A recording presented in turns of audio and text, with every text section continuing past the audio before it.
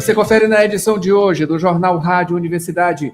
Passo do Lumiar. Defesa abandona caso de empresária presa acusada de agredir doméstica gestante na Grande Ilha. Perícia confirma que áudios são da agressora. Professor é retirado de sala de aula após suspeita de assédio contra estudantes. Fiéis 2026 pré-selecionados devem validar informações até hoje. Imperatriz UFMA sediará a sexta-feira de negócios na próxima semana.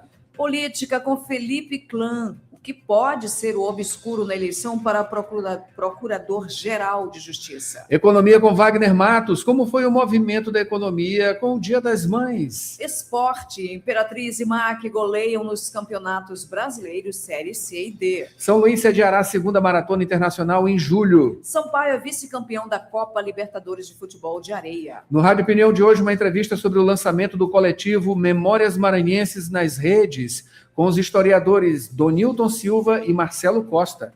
Tudo isso e muito mais agora no Jornal Rádio Universidade. Jornal Rádio Universidade. Com Adalberto Júnior e Mayra Nogueira.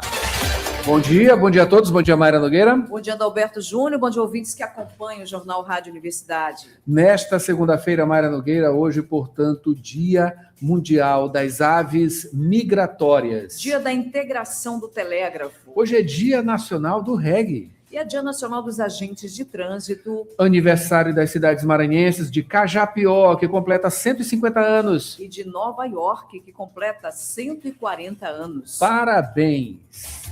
A Universidade FM alcança mais de 30 municípios maranhenses e o mundo através da internet. Acesse www.universidadefm.ufma.br. Baixe o nosso app oficial. Participe pelo WhatsApp 992 17 26 47. Estamos no Instagram, X-Twitter e Facebook.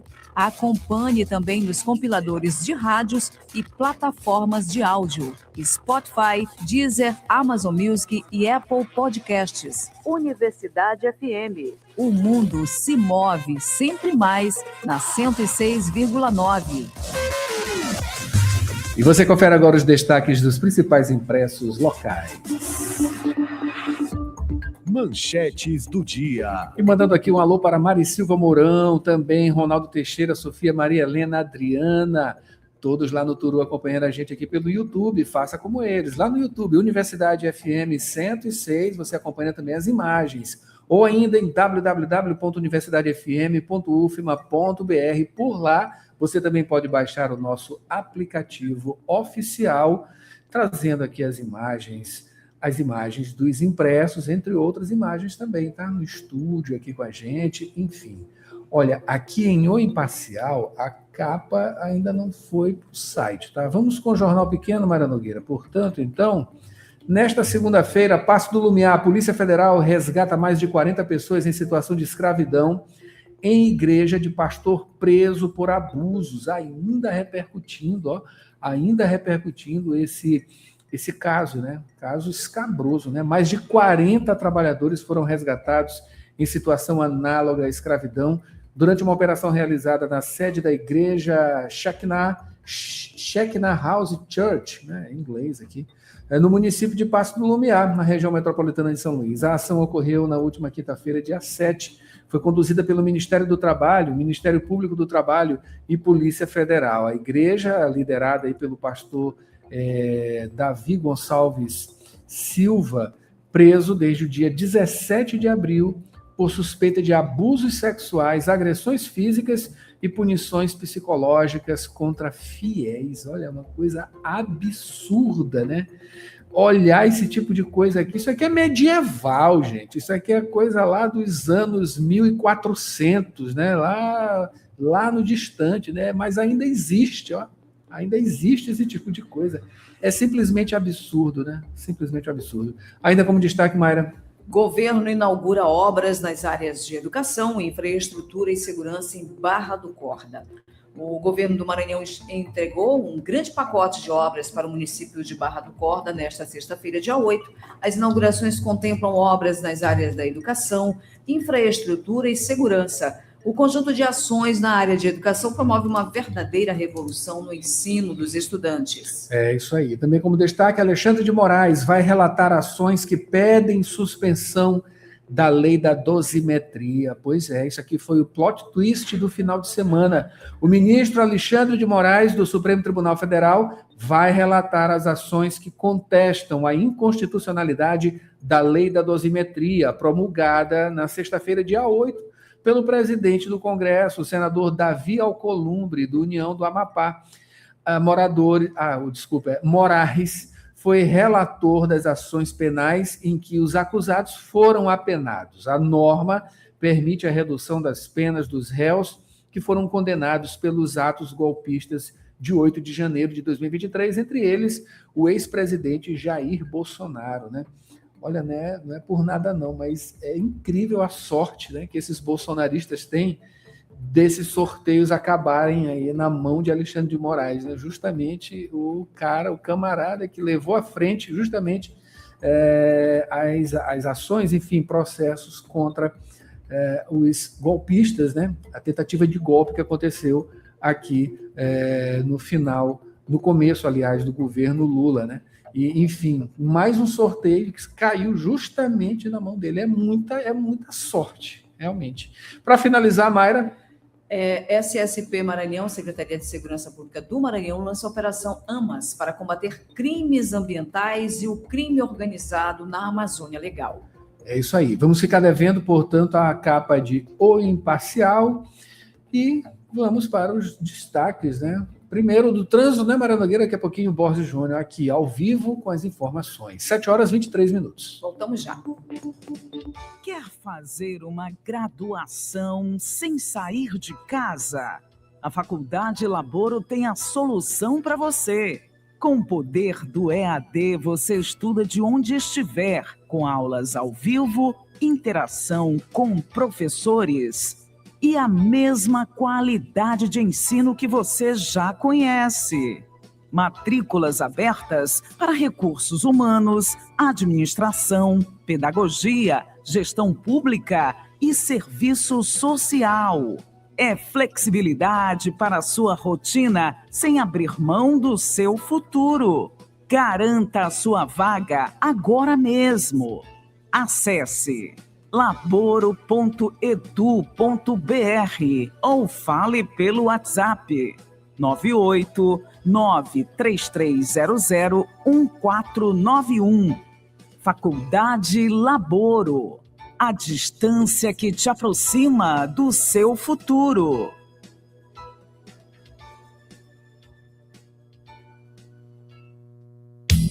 Dirigir com cuidado é a sintonia da 106.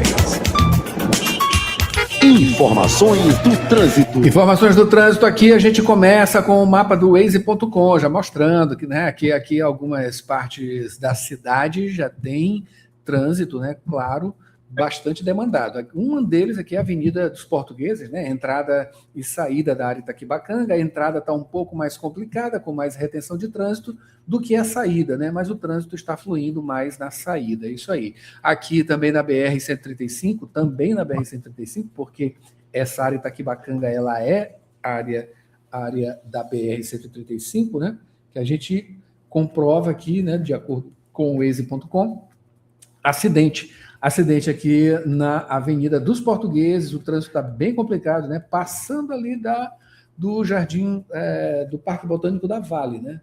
Portanto, e na BR-135, do outro lado aqui, na outra parte, a partir do Aeroporto Internacional, Marechal Hugo da Cunha Machado, né? Trânsito na saída de São Luís, muita retenção de trânsito neste momento também. Quem vem com mais informações agora é Borges, não é isso, Borges? Bom dia! Oi, Borges, bom dia. Mayra, bom dia a todos. A você que segue, que começa a semana com a gente, começa esta segunda-feira. A gente tem informações da Avenida Santos Dumont, para quem está buscando aí o sentido Casimiro Júnior no Anil. O condutor vai encontrar um fluxo intenso, às vezes também trânsito complicando naquele trecho, formando lentidão, chegando até a congestionamento. isso devido aí à quantidade de veículos nesse horário, se deslocando nesse sentido, nessa altura ali da Escola Divina Pastora, também somado aí ao conjunto semafórico que tem na altura ali próximo ao posto de saúde, também ao posto de combustíveis, então o trânsito acaba ficando retido algumas vezes e formando essa lentidão. Já no sentido contrário, nessa mesma altura, número considerável de veículos, mas flui sem problemas. Por hora, então, Adalberto, Mayra, essas as informações. Obrigado, Borges. 7h27. Mayra Nogueira.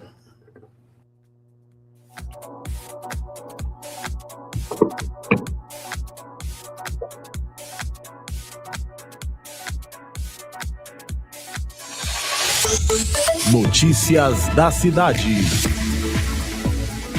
Repercute bastante, não é isso, Borges? O caso da empresária agressora acusada de agredir, né, a gestante, a doméstica gestante. Isso aqui aconteceu em Paço do Lumiar. Ontem, inclusive, uma grande matéria também repercutiu bastante no Fantástico. E, Borges, as últimas informações sobre esse caso, o primeiro a defesa abandonou a empresária, o caso, a defesa da empresária, não é isso? O anúncio, Adalberto, foi feito no sábado. A advogada Nathalie Moraes informou que não faz mais parte da defesa da empresária, a Carolina Estela Ferreira dos Anjos, de 36 anos. Carolina, ela está presa aqui em São Luís. A suspeita aí, ela é apontada como agressora da empregada doméstica grávida de 6 meses, da empregada de 19 anos. A saída da advogada, ela foi divulgada, é uma nota pública nas redes sociais, e no comunicado ela informou que passou a receber ameaças, ataques pessoais e também perseguições, isso após assumir o caso, inclusive com ofensas direcionadas à família dela. A advogada, em nota, ela também destacou que o trabalho de defesa exercido por um profissional do direito não significa apoio ou concordância com os fatos investigados pela polícia. A advogada, ela informou ainda que medidas legais já foram tomadas diante das ameaças e dos ataques contra a sua honra e segurança. E a empresária Carolina Estela, ela te lembra, ela foi presa na quinta-feira. A prisão foi mantida pela Justiça do Maranhão durante a audiência de custódia na segunda central de garantias de comarca da ilha aqui de São Luís. Carolina, ela segue a uma unidade prisional feminina aqui da capital, e o processo, ele como é em sigilo, corre em sigilo, não há mais detalhes, grandes detalhes em relação a esse processo. Adalberto, Mayra. Agora, Borges, a perícia confirma que áudios são da agressora, é isso? Isso, Mayra, em depoimento, a gente lembra, a agressora, ela questionou a veracidade dos áudios. O material, então, foi submetido à perícia, e o Instituto de Criminalística da Polícia Civil do Maranhão confirmou a voz presente nos áudios divulgados durante a investigação sobre as agressões de Carolina Estela Ferreira dos Anjos. Carolina, a gente lembra, ela agrediu uma doméstica grávida de 19 anos, caso acontecido em Paço do Lumiar, região metropolitana aqui de São Luís. E o laudo, então, apontou compatibilidade total entre as gravações e a voz escolhida. Carolina, que teve a voz escolhida ao vivo durante o seu depoimento. A perícia, então, foi solicitada pelo delegado Walter Vanderlei, da 21ª Delegacia de Polícia Civil do Araçagi, medida que foi tomada logo após Carolina Estela negar que os áudios fossem dela. O resultado, então, foi um resultado conclusivo. O material periciado foi anexado ao inquérito policial. No conteúdo, a gente lembra, a Carolina, ela descreve as agressões, narra como a vítima era arrastada pelos cabelos e forçada a procurar o anel em diferentes partes da casa. O anel, que foi encontrado após mais de 1 hora de agressões, estava dentro de um cesto de roupas sujas da própria residência da empresária. Mesmo assim, depois de ter encontrado o anel, as agressões continuaram, e segundo ainda a empresária em depoimento, esse anel que teria motivado essas agressões estaria avaliado em R$5 mil. Carolina Estela Ferreira dos Anjos, ela segue presa aqui em São Luís. Mayra, Adalberto. Borges, a repercussão continua, né? E esse caso ainda vai repercutir muito, bastante, né? Porque é simplesmente um caso absurdo. Mudando de assunto aqui, rapidinho, tá? Hoje São Luís amanheceu com uma chamada fog, né? Mas não é uma fog londrina, é a nossa fog mesmo, tá?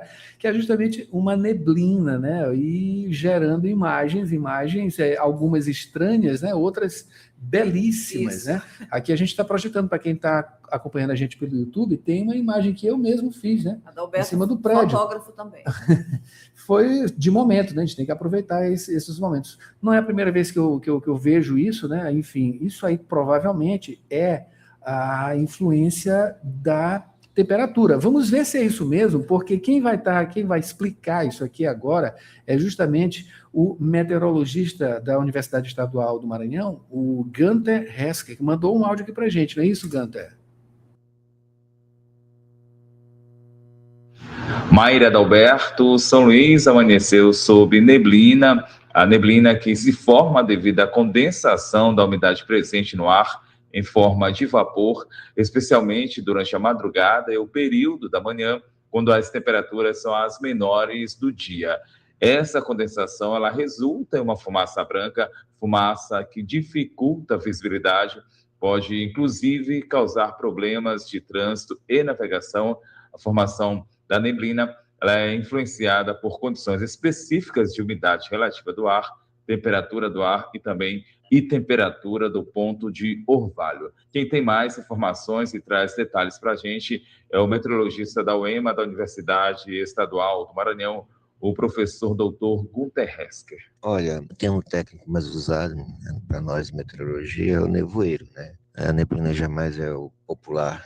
Ela ocorre quando a umidade, né, ela resfria, principalmente durante a madrugada, e chega próximo ao ponto de orvalho, condensando, né, esse ar colado à superfície. Seria basicamente como se fosse uma nuvem, né, próxima aqui colada à superfície da Terra. Tá? Mas na prática mesmo, o que provoca a baixa visibilidade, né? No caso de um nevoeiro, a visibilidade fica reduzida a menos de 1 quilômetro. Já uma névoa ficaria um pouco acima desse valor. E assim que chegam os primeiros raios solares, a tendência é dissipar, né? É o que a gente já começa a observar logo quando o sol, né, os primeiros raios solares vêm, aos poucos vai dissipando. Bom, ocorreu porque a gente está realmente, né, tivemos uma chuva na madrugada, né, e como falei, né, é quando você tem esse resfriamento desse ar úmido, né, durante, no caso, principalmente a madrugada, né, que ocorre aqui as menores baixas, em São Luís ou em outro município do Maranhão, geralmente é na madrugada, você tem bastante umidade e você tem um resfriamento, né? E quando essa temperatura chega próximo do ponto de orvalho, ocorre essa condensação, né? Aqui próximo. Então, ocorre devido a isso. Essas, então, as informações sobre a neblina que tomou conta de São Luís na manhã desta segunda-feira. Muito obrigado, Adalberto, Mayra. Quarta-feira é dia de ebulição artística no centro de São Luís. Dia 20 de maio, o projeto Quarta no Solar apresenta um encontro imperdível. Aziz Júnior e a atitude de Beto Errong, 2 shows, uma só energia. O reggae, o pop blues, o rock claro, a poesia. Uma noite de pura amizade e música rolando no palco charmoso do Solar Maria Firmina dos Reis. A partir das 20 horas, a entrada é livre. Saiba mais em amundioca.com. Apoio Universidade FM. Eu acabei com tudo, como se isso fosse um bolero. Política. E vamos aqui ao comentário de política, recebendo, claro, Felipe Clã. Felipe, o que é que você achou aí dessas imagens, né? São Luís amanhecendo com essa fog, né? Uma fog londrina, uma neblina, né? Como é que está a política do nosso estado? Também está envolta a neblina? Olha, nesse momento aqui, eu até mandei para vocês, né, está um sol fantástico. Eu estou olhando daqui a Universidade Federal do Maranhão, pelo menos que eu imagino que seja o local da universidade. Então, o sol está claro, né?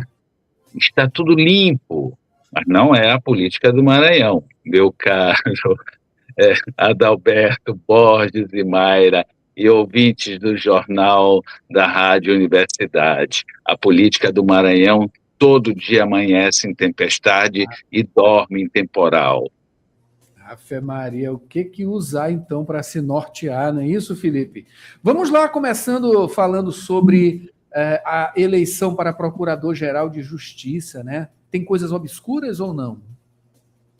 Olha, Padre Antônio Vieira dizia que o M de Maranhão é de mentira. Eu vou, junto com ele, dizer que o O do Maranhão é de obscuro, porque sempre tem um jogo por trás de tudo no poder do Maranhão. Ou não só do Maranhão, não, do Brasil, do mundo.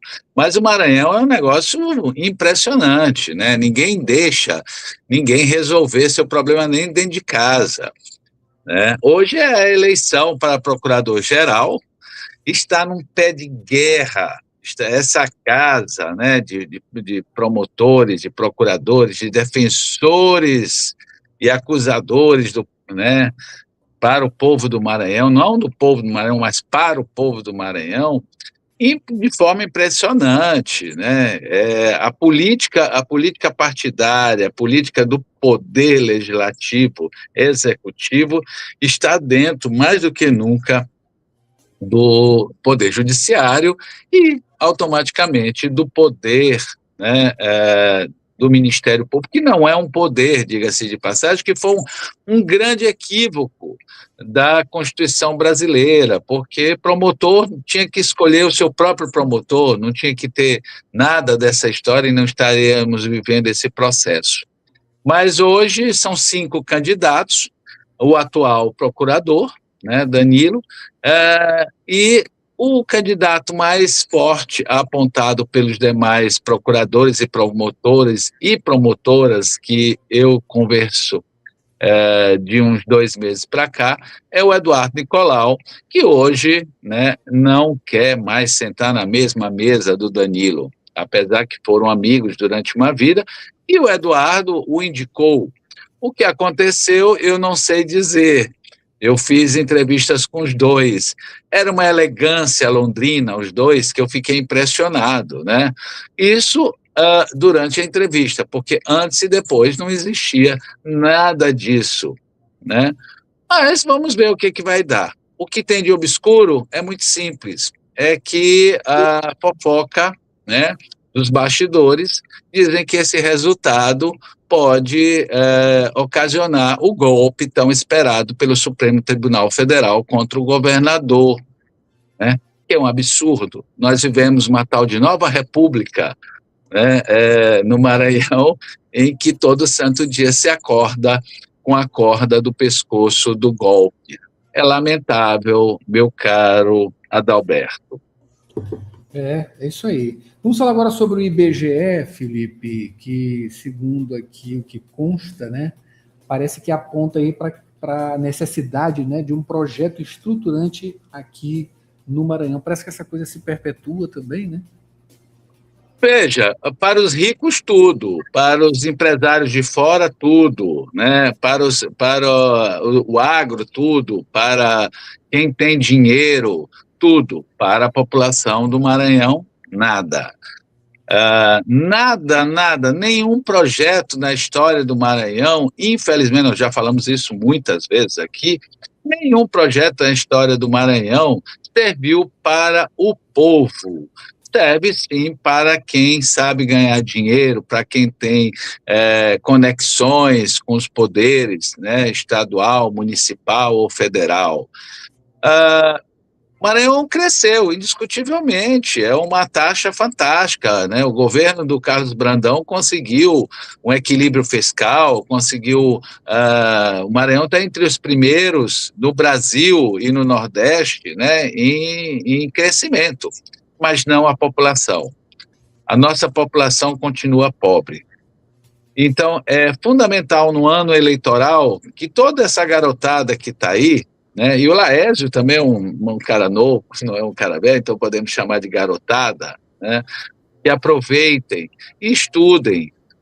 Não aquele plano de governo, aquela coisa chata que vai ser registrada em cartório, que ninguém acredita, e passa o governo inteiro, olha, já fizemos tantos %, e o trabalhador levanta 4 horas da manhã, e quando chega no 5º dia do mês útil, não consegue pagar suas contas mais.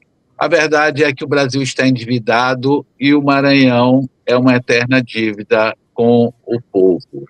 Precisamos de um projeto estruturante, não de plano de governo, meu caro Adalberto. Plano de governo que só serve para dar satisfação antes da eleição. Depois que é eleito, não tem mais nada a ver, enfim, passa batido. Falando agora sobre ditadura militar, né? Golpe de 64, Felipe, torturaram e mataram, né, opositores. Isso aí não há dúvida, ou há ainda dúvida sobre isso? Olha, eu sou filho do golpe, né? Sou filho de 1965, então a minha geração é uma geração, como eu sempre digo, que só não foi mais medíocre porque no meio lá, quando a gente tinha mais ou menos quase 20 anos, a gente conseguiu redemocratizar o país, entre aspas, né? Mas mudou. A questão é que nós somos de uma geração que não achou, não falou, não pensou, porque os nossos pais tinham medo que acontecesse alguma coisa. Nós não tínhamos, mas eles tinham medo. Agora voltou a história do Juscelino, né, que o motorista estava envenenado, não foi o ônibus que bateu no Opala do Juscelino. A questão toda não é essa, a questão é que fizeram uma anistia que foi a maior piada da história do mundo e uma falta de respeito, né, com as famílias das pessoas que foram torturadas, foram mortas, desaparecidas até hoje. Ninguém pagou o preço disso. O Brasil continua sendo um país omisso, porque a população não exige que os seus governantes cumpram pena pelos seus erros. Não sei se vai dar alguma coisa, eu li o relatório, achei tão pequeno, conjecturas, né? Cadê? Não tem mais nem como fazer. Será que tem como fazer o exame para saber se o motorista do Juscelino foi envenenado, que não foi o ônibus e tal? Eu sei que o ônibus que dizem que bateu, levaram o motorista até julgamento. E há alguns anos atrás ele deu um depoimento dizendo o seguinte, que ele preferiu ficar calado e pagar o preço daquilo que ele não fez. Está explicado, meu caro Adalberto. Essa é uma das neblinas, né, que são constantes aqui na história do nosso país desde meados da década de 60, né? Lembrando só uma coisa, Adalberto, me permita, lembrando que esse negócio desse julgamento aí de 8 de janeiro, né, isso aí é para se ganhar a eleição, né? Quebraram tudo. Não há dúvida que quebraram tudo, mas não era aquilo que ia dar um golpe no Brasil, entendeu? Quebraram os 3 poderes, porque os 3 poderes são péssimos, são incompetentes. Agora, que eu lembro na minha vida, com 61 anos de idade, quantas vezes já quebraram o Congresso Nacional, quantas vezes já quebraram Brasília? Meu Deus do céu, a turma mesmo da esquerda, né, o oba-oba, os bicho-grilo, estavam tudo lá quebrando também, como da direita, fizeram a ditadura militar. Vamos parar com isso, né? Soltem essas pessoas, vamos pacificar esse país, nós precisamos de paz, nós precisamos que o Supremo Tribunal Federal volte ao seu devido lugar, de empregado da população brasileira e não dono desse país. Eles não vão conseguir ser dono da imprensa e nem de ninguém, meu caro Adalberto Maira e Borges. Felipe, você na semana passada falou sobre 2 coisas, né, que estão em continuidade. Vamos voltar a falar de Duarte Júnior, né, e também sobre o PT maranhense, né? Primeiro com Duarte. Olha, deixa rapidinho. Eu peguei um monte de depoimentos, inclusive do pessoal do partido do Duarte, né? Do partido do Duarte, o presidente, de forma bem sintética, disse o seguinte: ele quer ser candidato a senador. Ou seja, não é o partido que está. A grande verdade é que o Duarte não tem uma legenda para conseguir se reeleger. Ele é um cara dinâmico, inteligente e tal, mas é uma pessoa que não soube criar harmonia em volta dele. Ou seja, ninguém quer estar junto de um cara que quer sempre ser maior do que todos. Lamentavelmente, é uma capacidade, tanto um advogado, como um gestor, como um político muito capaz. A grande verdade é que o caminho final que todos apontam para ele é que ele venha para deputado estadual e consiga fazer, né, 2 deputados ali no partido dele, que na matemática, lembrando, matemática é calendário, né? E matemática, eleição é matemática e calendário. Não sei se ele vai realmente tirar, né, esse paletó da vaidade e entender que ele está sozinho, ele não tem mais Flávio Dino, ele não tem mais ninguém. Agora, será que é uma estratégia para criar uma questão contra o Braide em São Luís? Porque, indiscutivelmente, depois do Braide, quem mais tem voto em São Luís é o Duarte Júnior, meu caro Adalberto. E completando, né? Para encerrar, o Edinho vem aí, né? Eu me lembrei do Silvio Santos, né? Quando ele dizia, não sei o que, vem aí. É bem isso, é o oba-oba do PT, né? Com um comentário desse é capaz de eles nem quererem dar a entrevista que nós estamos tentando, né, lá do Jornal Imparcial, com a vinda dele, para a gente poder entender o que eles querem de nós, né? O PT do Maranhão não manda em nada, a verdade é essa, nunca mandou em nada. Nós já tivemos eleição com meia hora de resolvido, o Lula mandou cancelar, entendeu? Então, assim, ninguém me contou, eu estava lá, né? E eles que vêm aí, né? Eles vão afastar os petistas que não concordarem com o Felipe Camarão pré-candidato, né? Onde é que foi que a turma do Felipe tentou viabilizar, tentou conversar? Porque todas as pessoas que a gente conversa do PT, que não concordam com o Felipe, dizem que não foram nem procurados, entendeu? Depois da decisão, da tal decisão e tal. Eu acho que o Edinho vem para cá para dizer que sim, que quem manda é a Nacional e que o PT do Maranhão não tem voz, não tem vez, meu caro Adalberto. E, lamentavelmente, né, nós vamos ter que assistir novamente esse absurdo contra o PT local para impor um candidato que precisa se viabilizar. Volto a repetir, Felipe Camarão é altamente preparado e competente, mas não politicamente. Meu caro Adalberto, Mayra e Borges. Obrigado, Felipe Clã, sempre com a gente aqui na Análise Política, de segunda a sexta no Jornal Rádio Universidade. Olha, amanhã de volta, viu? Com neblina ou sem neblina? Vou, como levanto sempre às 5 horas, vou olhar se está com neblina, tá bom, meu caro? De binóculo, né? Estamos ali preparados de binóculo, sempre olhando, sempre observando a política maranhense. Obrigado, Felipe. Uma ótima semana. Um abraço. Atenção, São Luís! O seu futuro acaba de ganhar um novo endereço. A Faculdade Laboro chegou com um novo campus agora, na Coab.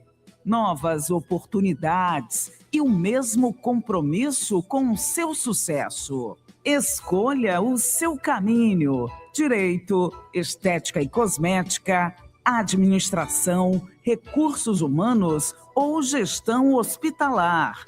Aqui você encontra professores qualificados, ensino atualizado e uma formação que conecta você ao mercado de trabalho. Matrículas abertas. Acesse laporo.edu.br ou chame no WhatsApp 989 3300-1491. Avenida 4, número 97, Quarto Conjunto Coab Anil. O seu futuro começa agora. 7h51, agora estamos com Borges de volta e trazendo no noticiário, Borges falar agora ainda falando sobre Paço do Lumiar, só que agora um outro caso, né? Professor é retirado de sala de aula após suspeita de assédio contra estudantes. Adalberto, a Polícia Civil do Maranhão investiga denúncias de assédio sexual envolvendo um professor da rede municipal de ensino de Paço do Lumiar, região aqui metropolitana aqui de São Luís. O educador ele foi afastado das funções pela prefeitura enquanto o caso é apurado e, de acordo com as primeiras informações da investigação, familiares de alunas procuraram a polícia. Então, denunciaram supostos comportamentos inadequados do professor dentro do ambiente escolar. Entre as acusações estão o envio de vídeos e também atitudes consideradas impróprias com estudantes. O caso está sendo acompanhado pela Delegacia Especial de Paço do Lumiar e até agora responsáveis por 2 adolescentes já prestaram depoimento aos investigadores. O professor ele deve ser ouvido nos próximos dias. Ele não teve o nome divulgado, mas os estudantes e outras testemunhas também vão ser chamadas para colaborar com as investigações. Em nota, a Prefeitura de Paço do Lumiar informou que abriu processo administrativo que segue acompanhando o caso e reforçou que o afastamento do servidor é uma medida preventiva até que se conclua aí as apurações. Adalberto, Mayra. Obrigado, Borges, pelas informações. Olha, eu vou aproveitar rapidinho aqui, porque tem mais imagens chegando sobre justamente essa neblina, né, aqui em São Luís. Quem mandou para a gente aqui, através de Borges Júnior também, imagens, é o nosso querido, que faz parte aqui da produção também, que é cantor também, está com a gente aqui, falou agora o nome dele, Victor Craven, está aqui. Victor, muito obrigado aqui pelas imagens, está aqui, só resta saber onde é, né, Borges? Aqui ele mandou bem, tem algumas imagens, você está observando aqui com a gente, aqui no YouTube da Rádio Universidade, né? Enfim, se você quiser mandar também a imagem que você registrou hoje de manhã dessa neblina, pode mandar aqui para a gente no nosso WhatsApp, 992172647, participar com a gente, tá? Muito obrigado aqui, Victor Craven, tá? Vamos agora a Wagner Matos, Mayra Nogueira. Cotação do dólar e do euro. A gente começa aqui com a cotação do dólar para chamar Wagner para fazer essa análise aqui com a gente da economia no início da semana. Dólar que teve alta de 0,05%, na cotação está a R$ 4,92. O euro foi queda de 0,04%, na cotação R$ 5,77. Wagner Matos chega agora para falar sobre a movimentação do comércio no Dia das Mães, né? Que foi ontem aí, o segundo domingo de maio, né? Wagner, bom dia! Bom dia, meu amigo Adalberto, Mayra e aos todos os ouvintes da Rádio Universidade. Maravilha, meu amigo. Wagner. Essa movimentação foi boa. Exatamente, Adalberto. Foi aí, superou um pouco a expectativa, mesmo com um cenário econômico um pouco mais conturbado, inadimplência alta, mas o Dia das Mães é um dia especial, é o dia de maior movimento no comércio após o Natal. E aí, nossas mães, mais uma vez, foram homenageadas e tivemos aí um forte movimento na nossa economia, principalmente no setor do comércio e serviço, especificamente nas áreas de moda e beleza. E nós tivemos aí uma movimentação significativa, e aí os nossos comerciantes, os prestadores de serviço, também ficaram satisfeitos com essa movimentação.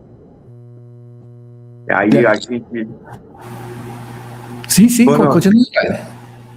E com isso, Adalberto, que a gente vinha com uma movimentação um pouco mais fraca no nosso comércio e na prestação de serviço, deu um fôlego a mais, né, para esses prestadores de serviços.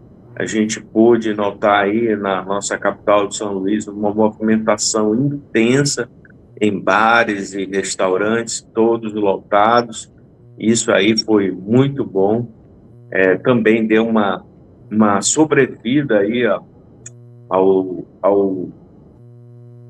setor, né, de bares e restaurantes, que estavam um pouco fracos devido ao período chuvoso, mas a gente pôde notar aí essa movimentação intensa. O dia também favoreceu, né, para que tivesse essa movimentação. A gente pôde acompanhar também nos movimentos nos shoppings, e teve uma movimentação expressiva, mas a gente observou que foram mais lembrancinhas voltadas ao vestuário, a parte de perfume, beleza. Então, a gente viu que não foi aquele gasto mais forte. O importante é que houve essa movimentação, Adalberto, porque o setor do comércio e o prestador de serviço eles ficou bem mais fraco, né, com essa alta da inflação. A gente teve aí esses reflexos, e com esse Dia das Mães acabou dando aí uma sobrevida e melhorando o faturamento desses comerciantes e prestadores de serviço que estavam com faturamento um pouco mais abaixo. Wagner, a gente está chegando aqui no meio do ano, né? Tem um período de São João aqui para a gente, que dá uma movimentada muito boa, né? E também o segundo semestre, né? Tem o Dia dos Pais, Dia das Crianças, e lá no finalzinho, lá o Natal, aquela coisa toda. Enfim, tem uma expectativa, né, de essa movimentação pelo menos se manter, né? Se manter um pouco ali. Enfim, você falou aí que o nível, né, de aplicação, digamos assim, em compra de presentes, né, foi um pouquinho mais baixa, mas pelo menos se manteve ali uma movimentação. Essa é a perspectiva para o resto do ano também? Essa mesma perspectiva? Olha, Adalberto, a perspectiva é melhor, segundo o que eu pude apurar juntamente com os comerciantes, principalmente que agora com esse lançamento do programa Desenrola 2, muita gente vai procurar regularizar a sua situação, negociar dívida, aproveitar descontos, e aí, com isso, essas pessoas saem da negativação, aproveitando principalmente o saldo do FGTS, que é bastante importante, e aí o comerciante, o prestador de serviços que estão de olho nas férias, no São João, no Dia dos Pais, eles têm uma expectativa bem mais forte e melhor do que do ano passado, porque não estava previsto esse programa do Desenrola para agora, né? E aí essa surpresa faz com que muitas pessoas vejam uma oportunidade aí única de ouro para tentar regularizar sua vida financeira, botar o orçamento da família mais equilibrado, e aí com isso a gente tem esse reflexo de consumo, né, pelas pessoas e consequentemente gira também a nossa economia, dando os reflexos positivos na oportunidade de gerar emprego e renda. Maravilha. Wagner, a gente conta sempre com a sua presença aqui às segundas e quintas para falar, né, e explicar os movimentos da economia. Muito obrigado e uma ótima semana. Eu que agradeço, meu amigo. Um grande abraço para você, Mayra, e para os amigos do jornal Rádio Universidade. Boa semana a todos. Até mais. Tchau, tchau. É isso aí. E Mara Nogueira, agora a gente tem um pequeno break, porque tem ciência, tem Rádio Ciência, a gente volta em seguida com mais Jornal Rádio Universidade. Já, já. E Clarice, Edigel, o que tu faz na defensoria? Ah, já sei, meu Deus, vem receber uma herança. Que herança? Tanta coisa que eu tenho pra resolver aqui. É a cirurgia de Chacotinha que não quer liberar. Essa confusão com esse ex-Mário de Arte que não quer pagar a pensão. Só a defensoria pra me ajudar. E tu vais amar o serviço, que aqui é de graça. Por isso que eu vim pra cá, que eu boto até fé na defensoria. Aproveita e segue a defensoria nas redes sociais. @defensoriaMA. Lá a gente fica por dentro de todas as áreas que ela atende. É coisa chique. Já tô seguindo o fuxico bom, a gente tem que espalhar. Defensoria Pública do Estado do Maranhão. 25 anos garantindo os seus direitos. UFMA aponta contaminação por microplásticos em camarões do Rio Bacanga. Você sabe o que são animais detritívoros? Eu sou Pedro Batista e já está no ar mais uma edição do Rádio Ciência. Pesquisa, produção científica e as discussões do ambiente acadêmico. Rádio Ciência. As notícias do universo científico. De segunda a sexta, agora em 4 horários. 8 da manhã, 2 da tarde, 6 da tarde e 9 da noite. Na Universidade FM. O programa Rádio Ciência tem o apoio da FAPEMA, Fundação de Amparo à Pesquisa e ao Desenvolvimento Científico e Tecnológico do Maranhão.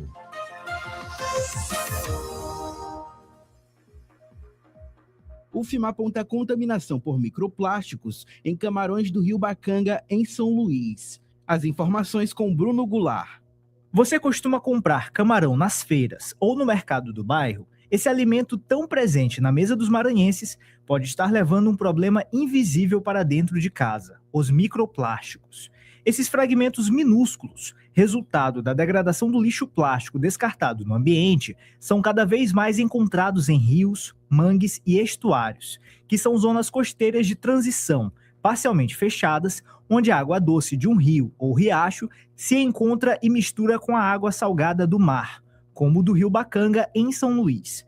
Foi nesse cenário que a bióloga pela Universidade Federal do Maranhão, Cecília Mendes Póvoas Neta, decidiu investigar se os camarões capturados na região estavam contaminados por microplásticos e o que isso pode representar para a saúde ambiental e humana. Essa é a proposta do estudo, que analisa o camarão branco, Litopneus schmidt, como bioindicador da qualidade ambiental no estuário do Rio Bacanga. Definitivamente, um dos principais resultados é que 100% dos indivíduos estavam contaminados por microplástico. Além disso, essa pesquisa é a primeira do Maranhão, até onde eu pesquisei, que analisa Litopneus schmidt como bioindicador de qualidade ambiental pela contaminação por microplásticos. Além disso, eu também consigo destacar que as fêmeas apresentaram maiores concentrações médias de quantidade de microplástico do que os machos, levando em consideração ali que as fêmeas precisam de mais energias, então elas consomem mais, então elas acabam consumindo mais microplásticos. E claro, a influência da sazonalidade do sexo foi confirmada por análises estatísticas presentes no trabalho. Para chegar a esses resultados, a pesquisadora analisou 42 camarões brancos coletados nos períodos seco, chuvoso e de transição, entre 2024 e 2025, com o apoio de pescadores artesanais da região. Após a coleta no estuário, os animais foram levados ao laboratório, onde foi possível contar quantos microplásticos estavam presentes em cada camarão, identificar o tipo de partícula encontrado e a cor, o que ajuda a identificar o tipo de microplástico e os riscos que podem oferecer ao ambiente. A pesquisa levou em conta diferenças entre machos e fêmeas e entre os períodos do ano, utilizando testes para entender como esses fatores influenciam na contaminação. De acordo com a pesquisadora, no período chuvoso ocorre maior incidência de microplásticos devido ao lançamento de esgoto, resíduos urbanos e industriais sem tratamento, o que aumenta a quantidade de microplástico que chegam ao estuário do Bacanga. A contaminação ocorre principalmente pelo descarte inadequado de resíduos plásticos, que tendem a se fragmentar no ambiente em partículas cada vez menores, até chegar a microplástico, e então serem consumidos pelos espécimes que tem ali naquele estuário, por exemplo. No estuário, esses materiais chegam por escoamento superficial, chega a partir do mar, esgoto, atividades urbanas e industriais. Então, chega nos espécimes, como por exemplo, no meu caso, chegou no camarão branco, que ingere esse microplástico diretamente da água ou do sedimento durante a alimentação, e aí vai passando por um peixe que come o camarão, ou para a gente que come o peixe, e assim vai acontecendo essa contaminação. A contaminação por microplásticos nos animais pode causar obstrução intestinal e resultar na morte do indivíduo, já que esses resíduos também podem transportar substâncias tóxicas. Já para os humanos, eles estão associados a estresse oxidativo, que é o desequilíbrio entre radicais livres e antioxidantes no organismo. Também pode causar inflamações e riscos cardiovasculares, como infarto e AVC. Ao mostrar como os microplásticos circulam entre o lixo descartado nas cidades, os ecossistemas costeiros e a alimentação humana, a pesquisa contribui para o debate sobre segurança alimentar e saúde pública no Maranhão. O estudo tem a orientação do professor doutor do curso de Oceanografia da UFMA, Marcelo Henrique Lopes Silva, com colaboração de Pedro Batista, Bruno Goulart, Jornalismo, Universidade FM. Lembre-se, se você, cientista e pesquisador, quiser apresentar o seu trabalho aqui no Rádio Ciência ou no Rádio Ciência Entrevista, entre em contato pelo Instagram, @Rádio Universidade FM. Tome ciência. E animais detritívoros. Você sabe o que são? Os animais detritívoros são animais que se alimentam de matéria orgânica em decomposição, ou seja, eles consomem restos de plantas, animais mortos, fezes e outros resíduos presentes no ambiente. Esses organismos têm um papel fundamental na natureza, porque ajudam a reciclar nutrientes e a manter o equilíbrio dos ecossistemas. Entre os principais detritívoros estão minhocas, besouros, alguns crustáceos, moluscos e espécies marinhas que vivem próximas ao fundo de rios, mangues e oceanos. No ambiente aquático, muitos camarões também apresentam hábitos detritívoros. Eles se alimentam de pequenas partículas orgânicas presentes na água e no sedimento, funcionando como importantes limpadores naturais dos ecossistemas. Mas é aí que surge um problema moderno: a contaminação por microplásticos. Como você ouviu na reportagem, os camarões podem acabar ingerindo pequenos fragmentos de plástico misturados à matéria orgânica, o que pode afetar a vida marinha e entrar na cadeia alimentar. Você sabia? Tome ciência! Pesquisa, produção científica e as discussões do ambiente acadêmico. Rádio Ciência. As notícias do universo científico. De segunda a sexta, agora em 4 horários. 8 da manhã, 2 da tarde, 6 da tarde e 9 da noite. Na Universidade FM. O programa Rádio Ciência tem o apoio da FAPEMA, Fundação de Amparo à Pesquisa e ao Desenvolvimento Científico e Tecnológico do Maranhão.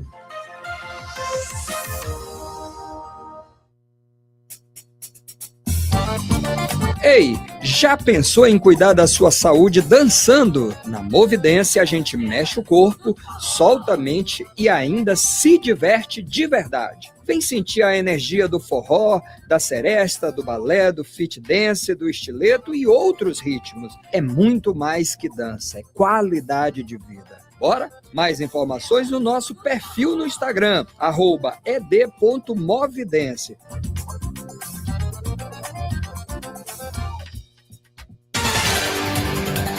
De volta com o Jornal Rádio Universidade, são 8 horas e 10 minutos. De volta com o Borges, não é isso, Borges? Está tendo operação aqui, a MAAT, não é isso? Operação do Ministério Público prendendo ex-prefeito e empresários por suspeita de corrupção. Roberto, a operação realizada já no fim de semana, que resultou aí na prisão desse prefeito, prisão acontecida no final de semana. Então, 6 pessoas serão presas, juntamente prefeito e empresários, investigados aí por desvio de dinheiro público em Godofredo Viana. Entre os presos, o ex-prefeito Marcelo Jorge Torres, além de empresários e uma ex-secretária municipal. A Justiça também determinou o bloqueio de quase 2 milhões em bens dos investigados. A ação ela foi coordenada pela Promotoria de Justiça de Cândido Mendes, teve apoio do GAECO, a Polícia Civil e também da Secretaria de Segurança Pública. Os mandados eles foram cumpridos em São Luís e também em Cantanhede. As investigações apontam que o grupo teria participado de um esquema de fraudes, esquema envolvendo contratos de obras e também o fornecimento de materiais para as prefeituras, para prefeituras de Godofredo Viana, isso em 2016. Agora, os suspeitos, eles podem responder por crimes como corrupção, peculato, lavagem de dinheiro e associação criminosa. Durante a operação houve apreensões a carros de luxo, a dinheiro em espécie, documentos relacionados às movimentações financeiras, que ultrapassam aí os 3 milhões de reais. Parte do dinheiro, segundo informou o Ministério Público, teria saído diretamente das contas da Prefeitura e foram direcionados para as contas pessoais e também de empresas ligadas aos investigados. Algumas empresas envolvidas seriam de fachada e não executavam os serviços contratados. Alguns dos investigados já tinham sido presos em fases anteriores dessa mesma operação, e uma das investigadas, ela conseguiu fugir, continua aí foragida. Adalberto, Mayra. Borges, falando agora no Maranhão, o Ministério da Saúde destina mais de 180 veículos para transporte de pacientes do SUS. Que boa notícia. Mayra, o Maranhão vai ser contemplado com 182 veículos, sendo 95 micro-ônibus, 44 ambulâncias e 43 vans. Os veículos, eles são destinados a deslocamentos superiores a 50 quilômetros até os serviços de saúde.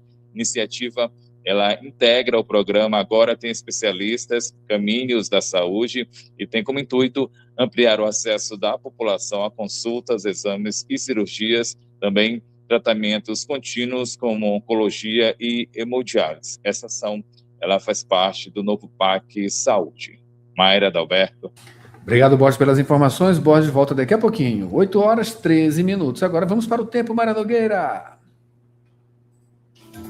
Previsão do tempo e tábua de maré. Nesta segunda-feira, dia 11 de maio, São Luís e o Maranhão apresentam tempo nublado, com temperatura em torno de 25 graus, a umidade de 92%, nuvens cobrindo 95% do céu e ventos leves do sudeste a 8 km por hora.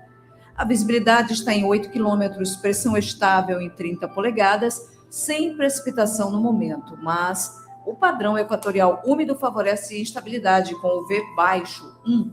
Espera-se chuva ocasional à tarde, com máximas próximas de 30 graus e mínimas de 25 graus. O estado segue o mesmo, com pancadas isoladas regionais em áreas costeiras. Adalberto, agora com a tábua de maré. É isso aí, Mayra Nogueira. Hoje, dia 11, segunda-feira, a primeira pré-amar aconteceu a 1h49 da madrugada, com 4,8 metros. A segunda será às 2h21 da tarde, com 4,9 metros. Baixa-mar, a primeira aconteceu agorinha, às 7h59 da manhã, com 1,6 metro. A segunda será às 8h38 da noite, com 1,5 metro. Notícias do Brasil. Agora vamos ao ambiente nacional, trazendo as manchetes dos principais impressos do país. A gente começa agora com Folha de São Paulo. Confira com a gente nos modais de vídeo da Rádio Universidade. Em Folha de São Paulo, 41% dos brasileiros veem a ação do crime organizado onde vivem, diz Datafolha.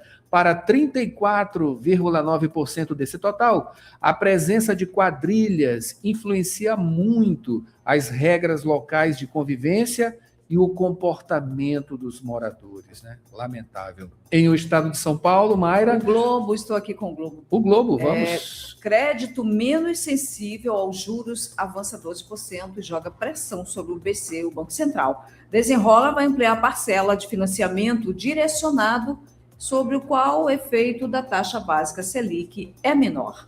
E Moraes vira alvo da oposição após trava na lei da dosimetria. Presidenciáveis de direita também criticam a medida. É isso aí. Para finalizar com o estado de São Paulo, investigação na Itália enquadra homens do PCC como mafiosos. Facção é a mais perigosa da América do Sul, diz procurador. 8 horas, 16 minutos agora. Mayra Nogueira, tem concursos de oportunidades, né? Isso, vamos às dicas de concursos de oportunidades, trazendo... Concursos e oportunidades. Bruno Goulart com as dicas de concursos e oportunidades. E a semana começa com ótimas dicas, iniciando com o concurso público da Prefeitura de Cajari, a 200 quilômetros da capital. São 189 vagas de níveis fundamental, médio técnico e superior, para os cargos de professor, auxiliar de serviços gerais, agente comunitário, assessor jurídico, dentista, enfermeiro, fiscal de tributos, entre outros. Inscrições até o dia 20 de maio no site institutojkma.org. Taxas de R$ 80 a R$ 135. Participe!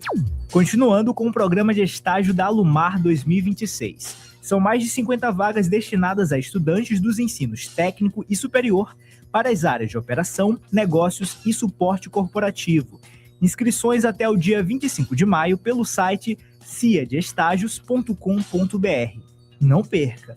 Finalizando com o IEL, Instituto Evaldo Lodge. São 132 vagas de estágio, níveis médio, técnico e superior, nas áreas de comércio exterior, marketing, relações públicas, gestão financeira, recursos humanos e ciências contábeis. Oportunidades distribuídas nos municípios de São Luís, São José de Ribamar, Açailândia, Balsas e Imperatriz. Inscrições no site carreiras.iel.org.br/MA. Inscreva-se! Com redação de Elis Rodrigues, Bruno Goulart, jornalismo Universidade FM.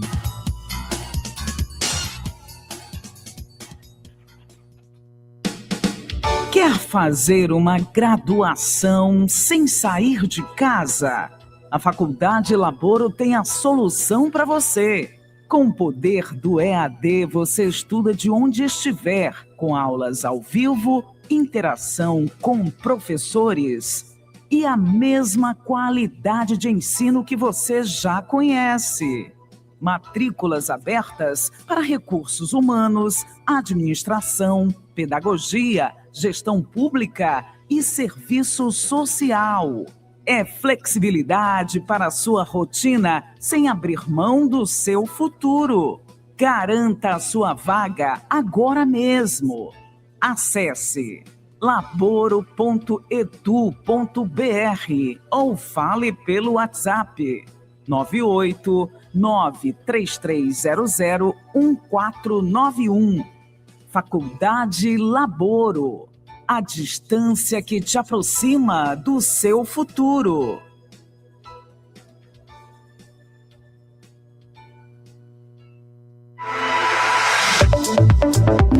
Rádio Opinião. A opinião de quem entende do assunto.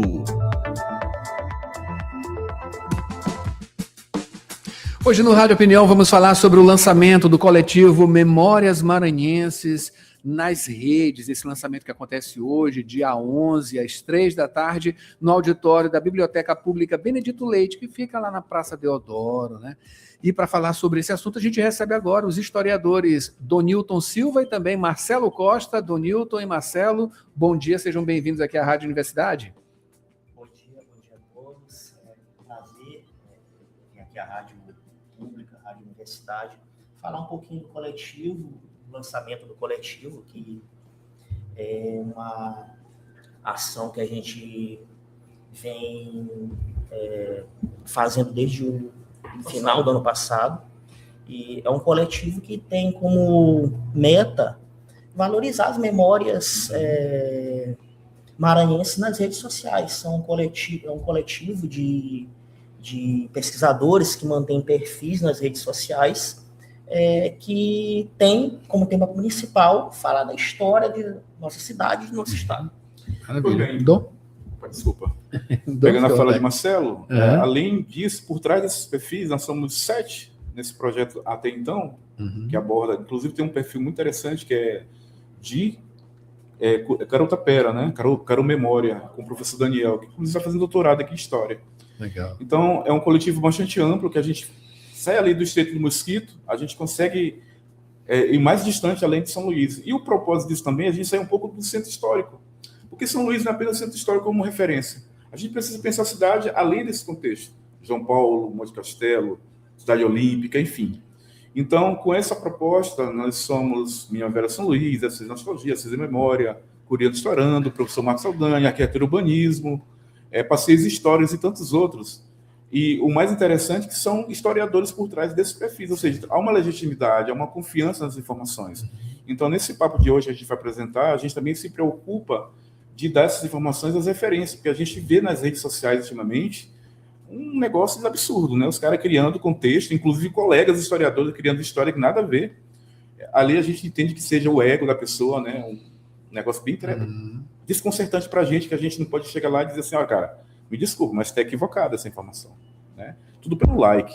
Então a gente não é o guardião dessas memórias, a gente preza por esse detalhe dessas informações, a gente precisa entender como funciona, né? Sim, mas tem que ter responsabilidade, claro, né? Enfim, o que a gente está vendo, observando nas redes sociais, principalmente no Instagram, né?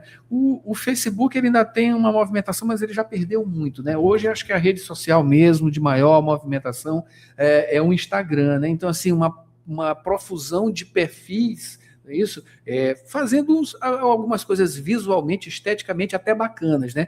Mas há um perigo em algumas informações, como você mencionou, em relação à veracidade, não é isso? A pesquisa, uma coisa responsável que, claro, vocês, né, são os historiadores e também tem outros profissionais, né, geógrafos, enfim, que estão ligados a essa coisa de uma ciência, né, uma responsabilidade, e a gente está observando que tem algumas informações que são equivocadas. Esse é o pano de fundo principal dessa movimentação, desse coletivo? Uma das metas. Uma das metas. Isso. Também a gente tem o cuidado, né, dessas informações, também de tentar levar esse projeto para as escolas públicas, principalmente. Eu trabalho com a ideia de pertencimento e identidade territorial, até porque eu vim do João Paulo, né? A gente precisa entender o bairro de João Paulo, não apenas pela 3 momentos, né? São João, Feira Problemática ou o próprio quartel. Sim. É um bairro cheio de história. Então, o pertencimento para mim é muito importante, até porque eu moro lá, apesar de ser nativo, já moro lá quase 40 anos. Então, o Marcelo também tem outros ideais. Então, dentro desse projeto do coletivo, cabe todo mundo. E mais gente. Cada um conservando a sua identidade, mas com objetivo comum. Propagar a história, a ciência, né? Sempre pautados nas fontes de pesquisas. Cada um de nós tem um objeto de estudo específico. Eu, por exemplo, estou no doutorado em ensino de história na UEMA, e a minha pesquisa gira em torno da história da área de Itaquibacanga. E isso é muito perceptível nos meus 2 perfis que mantenho nas redes sociais, que principalmente no Instagram, que é o Curiano Historiano, que é um perfil maior, e eu tenho um perfil que é voltado para a minha pesquisa no doutorado na UEMA, que é o Minha Quebrada Tem História. Então, são perfis que estão sempre explorando a história do Itaquibacanga, os eventos lá de 1968, incêndio no Goiabal, a transferência da população lá do Goiabal para a área de Itaquibacanga, enfim, todo esse desenvolvimento histórico, urbano, social, por qual passou a região. E nós, enquanto coletivos, temos 2 preocupações. A primeira, como o Dom falou, é a questão do rigor científico. A gente se preocupa muito com a pesquisa histórica em si. E outra questão também que a gente tem debatido bastante é o uso e o desuso, o mau uso das IAs, das inteligências artificiais, na produção desses materiais. Porque a gente tem visto muitas postagens, muitos perfis utilizando a IA, transformando uma foto antiga, por exemplo, em uma coisa que praticamente não existe, uma coisa diferente do que era anteriormente. Isso pode gerar um ruído, uma confusão para aquele estudante lá numa escola mais distante, de entender o que é uma imagem original e o que é uma imagem manipulada por IA, por exemplo. Isso pode gerar prejuízos, né, de interpretação, a própria questão da veracidade, né, que a história ela está ligada, claro, né, existe um conceito por trás dessa coisa de verdade, né, mas isso aí é uma coisa para um outro momento a gente conversar. Mas assim, para a história ela tem uma espécie de entendimento entre historiadores sobre um ou vários fatos, né? Então ali são várias pessoas que tiram conclusões e aquilo vai para o livro e vira história, É isso? Justamente. E essa preocupação, a gente vai tentar dialogar hoje com a sociedade que lá for, à tarde, né? Uma das pautas que a gente tem, acho que tantas pautas, e do coletivo, para que a gente consiga entender. O próprio aluno, né, desse cenário, o próprio usuário da internet, que ele é bombardeado todo dia com informações equivocadas, falsas. Muita informação, inclusive. Muita. Então, prevalece algo que viralizou, que a gente já viu muito conteúdo viralizando do nada, o algoritmo ajuda, porém, há equívocos. Novamente, a gente não é o guardião da verdade, a gente está lá tentando dialogar para tentar entender, olha, a gente está dessa forma, dentro daquele ali. Vocês entram em contato com essas pessoas quando identificam alguma coisa? Eu já tentei, mas assim, o diálogo não foi legal. A recepção não é boa. Porque a vaidade é muito grande. A do próprio colega. Né? Os caras estão atrás de likes, né? Até mesmo perfis monetizados. E a gente tem um exemplo muito claro, que eu não vou dar o nome aqui, uma pessoa muito grande de São Luís, que ele usa e abusa do IA. Fica todo desnorteado. Ele pega o conteúdo da pessoa, usa a foto, modifica, não dá nenhuma vírgula no texto, porque ele tem uma produção textual de pesquisa. Sim, né? Tudo bem, a foto ela é de domínio público, mas alguém foi pesquisar antes, alguém encontrou. Alguém produziu o texto, e é preciso também que, crédito, né? Que sejam creditadas as pessoas que produziram o texto, que demandaram tempo na pesquisa daqueles materiais, e são questões que o coletivo tem debatido e que a gente quer levar para a sociedade como um todo, que é a preocupação com os créditos das imagens, dos textos que são produzidos, a questão da IA, a questão do debate bacana nas redes sociais a respeito da memória da cidade. E lembrando que o papel do historiador, de uns 2 ou 3 anos para cá, ele está muito forte na sociedade. Né? A gente está muito presente, há uma pesquisa, há um entendimento da nossa importância. Até então, o historiador estava muito oculto. Né? E aí, a procura, inclusive eu trabalho com pesquisa primária, e a busca é muito grande. Né? As pessoas têm esse crédito, pô, o cara é formado, o cara tem um conhecimento e tal.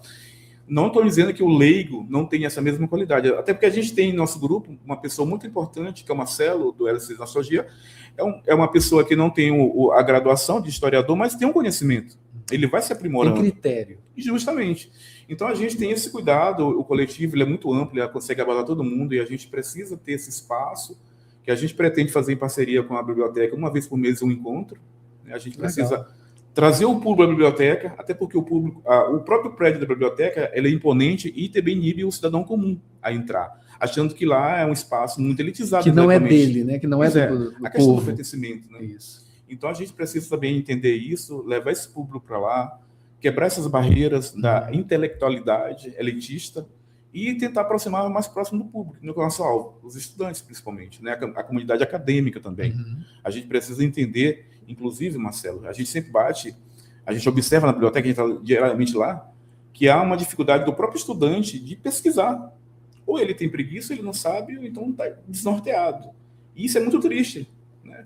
A biblioteca acaba se tornando, principalmente a seção de obras raras, acaba se tornando um espaço muito distante do professor da educação básica, do estudante do ensino médio, do ensino fundamental, e as poucas vezes que existem visitas ali, são visitas muito rápidas que acabam não gerando o impacto que se espera. Justo, é a visita turística, o cara entra, por curiosidade, bate foto, vai embora e não retorna. O espaço público, que era para ser ocupado como tal, ela fica vazia. Espaço recorrente, né? Justo. Só fica a gente lá praticamente todo dia pesquisando. E a gente precisa daquele espaço. A gente precisa ocupar de forma legal.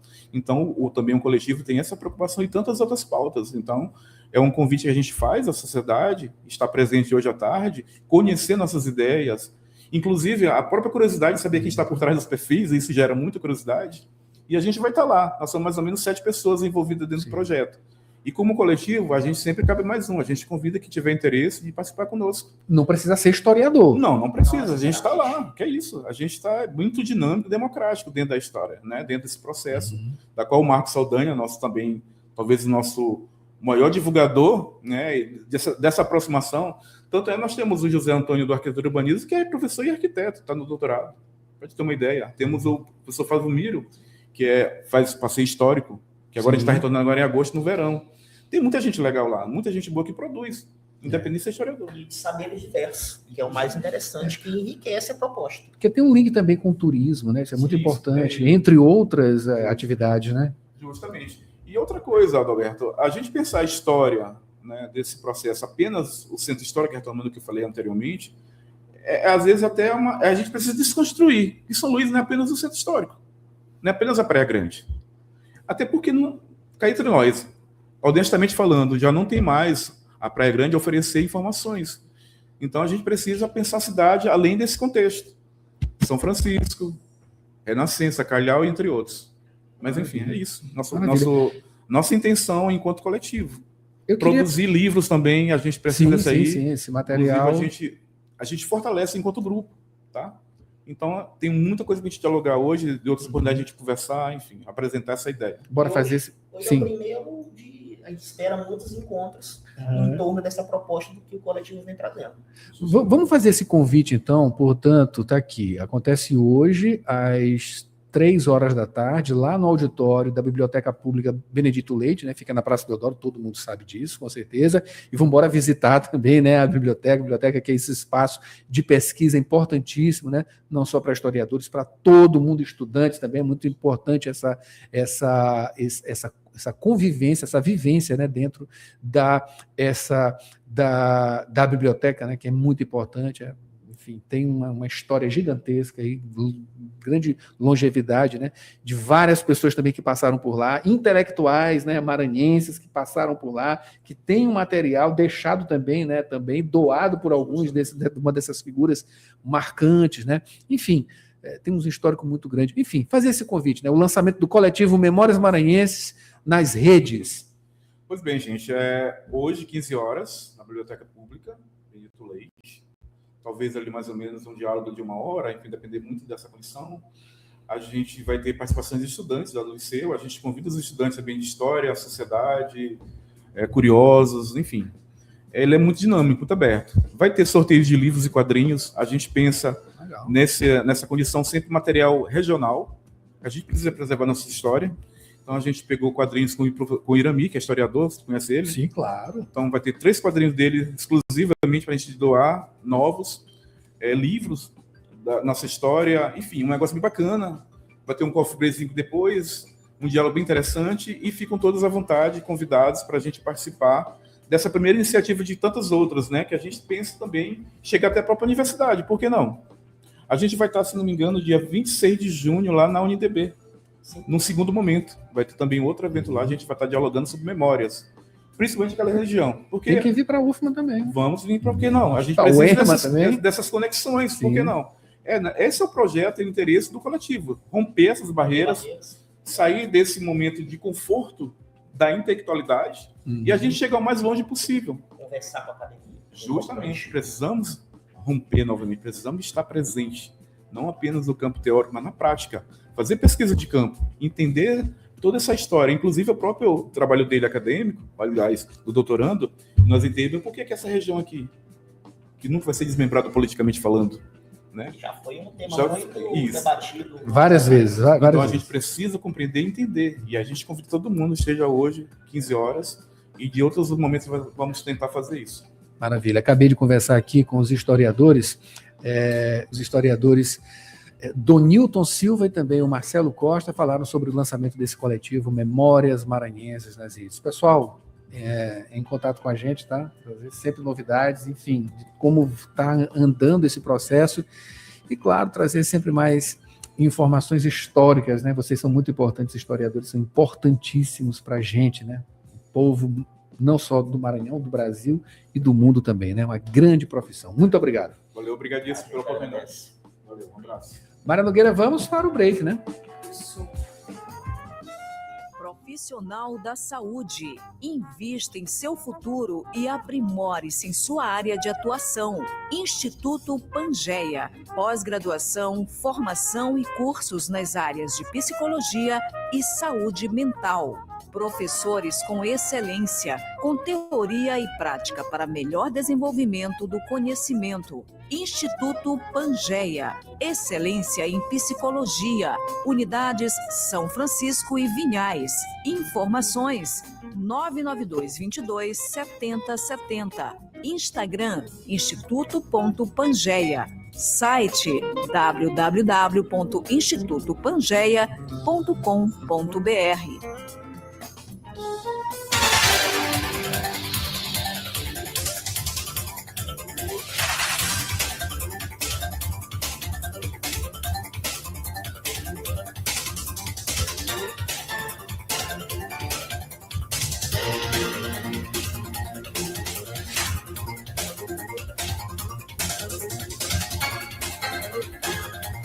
Oito 37, estamos aqui de volta no Jornal Rádio Universidade, continuando aqui, trazendo Borges para falar exatamente sobre o FIES 2026, Borges.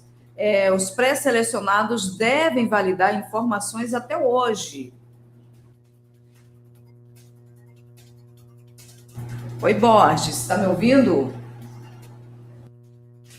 Muito bem, Mayra. O FIES, o Fundo de Financiamento Estudantil, realiza todos os anos para o primeiro semestre, outro para o segundo semestre. São 2 processos seletivos regulares, isso a cada ano letivo.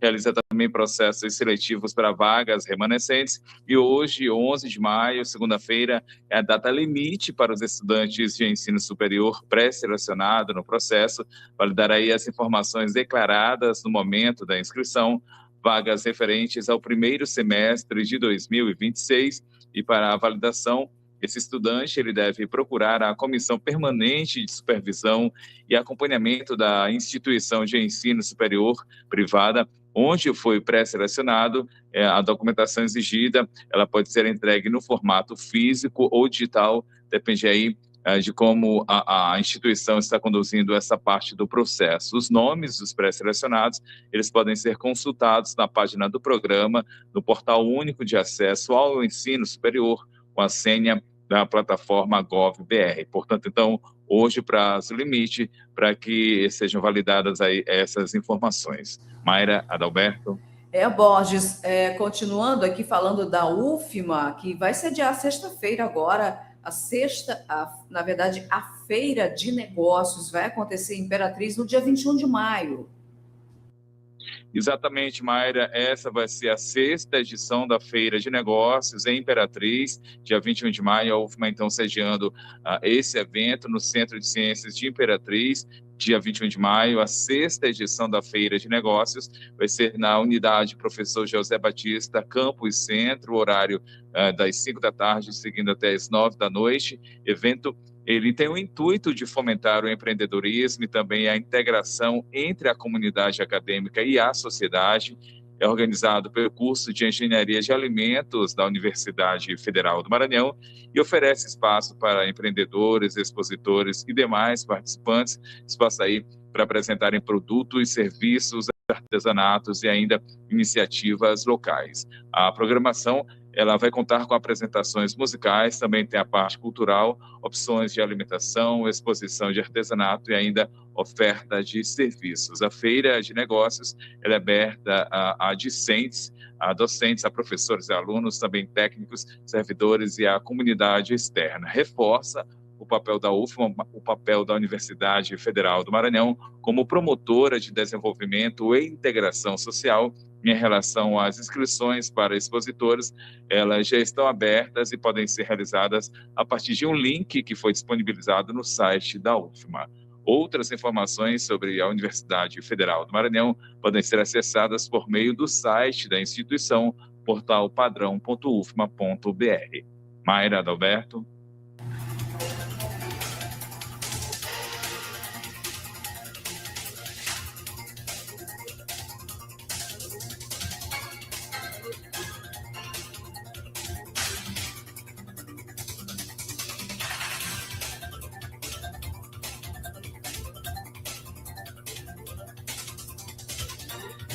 Borges, voltamos aqui para falar exatamente sobre a ação conjunta da Polícia Civil e a Polícia Rodoviária Federal, que apreendem 130 quilos de skunk em caminhão na BR-135. Não é isso, Borges?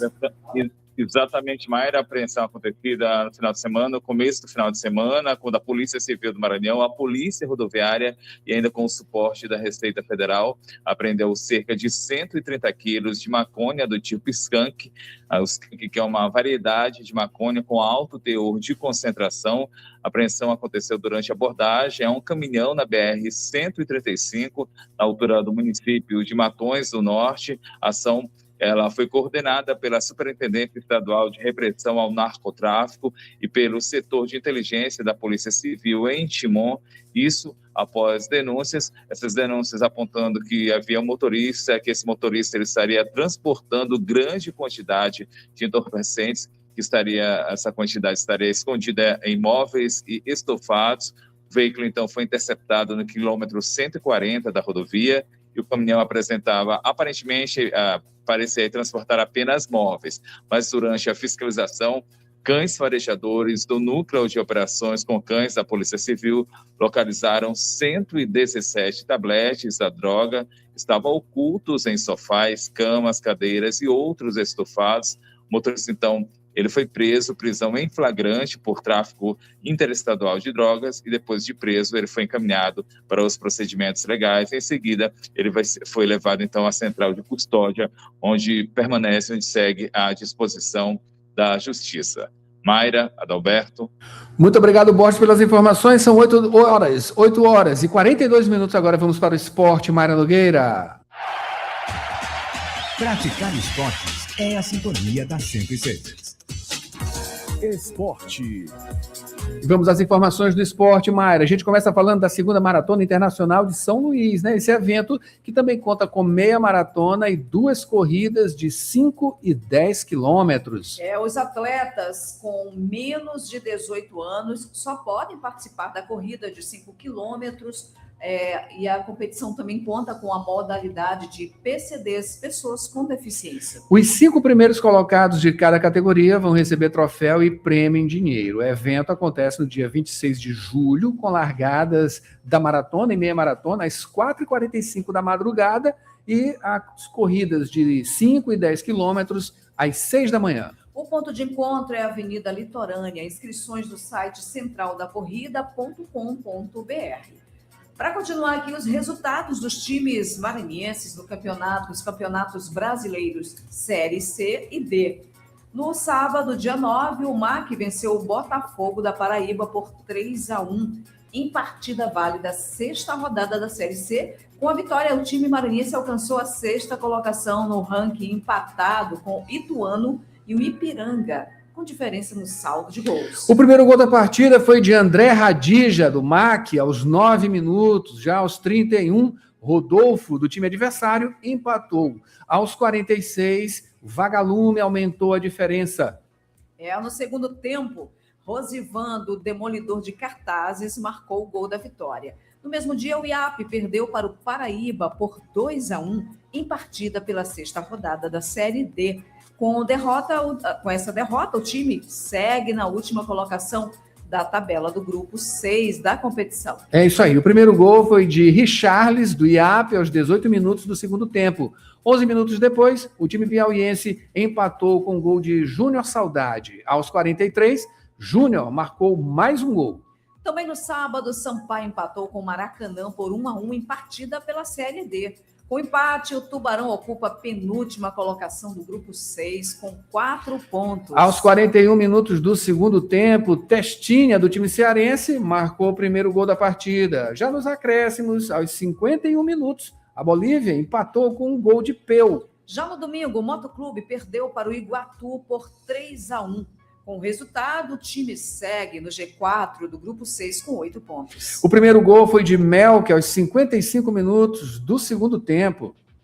Já aos 20, Jojo matou o placar. 2 minutos depois, marcou no placar, né? 2 minutos depois, Matheus Lima aumentou a diferença. Já aos 49 minutos, Kleivert marcou o gol da vitória do Iguatu. E no mesmo dia, Adalberto Imperatriz derrotou o Trem por 4-0. Com a vitória, o time alcançou a 3ª colocação do grupo 5 da Série D, com 9 pontos. O primeiro e o segundo gols, né, foram de Ivan Fortuna no primeiro tempo. Já o terceiro foi de Rony, no começo do segundo tempo.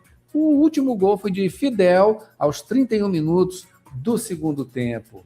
E aí o Sampaio, que perdeu para o Vasco na final da Copa Libertadores de Futebol de Areia 2025, aconteceu aí no domingo, na Arena da Praia de Itapuã, no Espírito Santo. A partida, o time carioca, pelo time carioca, Breno Xavier fez 3 gols, Luquinhas fez 2, jogadores Doquinha, Jordan e Matheus fizeram apenas 1 gol. Já pelo Sampaio, os gols foram de Jim e Eudin, placar 8-2. Durante a competição, o Sampaio teve 5 vitórias e apenas 1 derrota em 6 partidas. Vale destacar agora, a Bolívia querida deve se preparar para as competições nacionais válidas para uma vaga na Libertadores de Futebol de Areia 2026, que acontece este ano entre os meses de novembro e dezembro. A redação aqui é de Maiara Cordeiro. A gente fica por aqui, Mara Nogueira, na edição de hoje do Jornal Rádio Universidade. A gente volta amanhã com mais informações. Agora tem PET. Amanhã não tem PET, Conexão PET. Conexão PET. Em seguida tem ainda Avançar com a EFSADU, né? E o programa Fala Defensoria. Aí sim, vem aí Manhã 106. É isso aí. A gente volta amanhã, portanto, com mais Jornal Rádio Universidade. Um bom dia e uma ótima semana a todos. Ótima semana, Dalberto.